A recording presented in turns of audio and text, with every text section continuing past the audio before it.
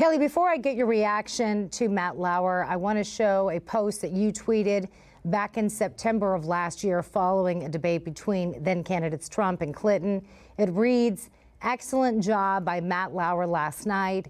He asked tough questions of both candidates. Well done." So I have to ask you, has your opinion of Lauer changed since this latest news broke? It certainly has. And, I tweeted that actually. I'm glad you brought that up because I thought about that this morning because that was really a moment where we saw some fairness out of Matt Lauer. And he was lauded by conservatives for asking Hillary tough questions. I think there's no doubt in that moment, certainly, he was a very good journalist. But apparently these were very, very serious allegations, ones that obviously had some truth to them if NBC vetted them and he was fired. It's really unfortunate to see so many powerful men, from Matt Lauer to Harvey Weinstein, really on both sides of the political spectrum. But certainly the key element here is powerful men preying on young, innocent women. It's being exposed, and finally, these accusers are having their day. And it should be a good time for women to be celebrated for coming forward, sharing their stories, and being courageous.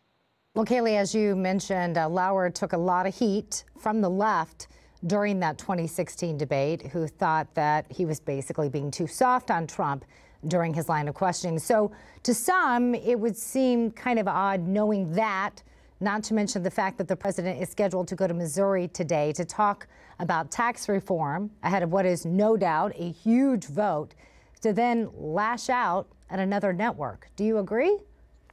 No, I think the president likes to take aim at the media because they take aim at him. They're constantly vilifying him. Don't take it from me. Take it from the Harvard study that showed 80% of media coverage is negative towards the president. So when you look at President Trump's tweets and you look at him lashing out against some of these media hosts, some of these media organizations, it's usually in response. He's a counterpuncher, as he said before, and I think he has every right to defend himself. Some in the media expect him to take it lying down, but he's not going to do that. So, Kayleigh, let me ask you, and let me phrase it maybe another way.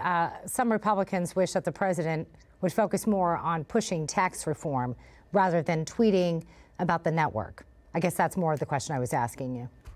Yeah, so it takes 2 minutes to send a tweet or a few seconds to send a tweet. But what we do know about President Trump is all day on the Hill yesterday, he was there working on tax cuts. Several of the senators who have crossed over and made the decision to come and support this bill say it was in large part thanks to President Trump showing up.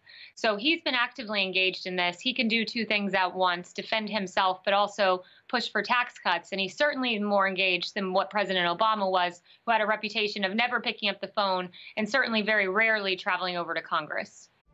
Newsmax TV. Watch us on Dish, DirecTV, AT&T Uverse, Verizon Fios, or download our free app. Don't have Newsmax TV? Call your local cable provider and request Newsmax today.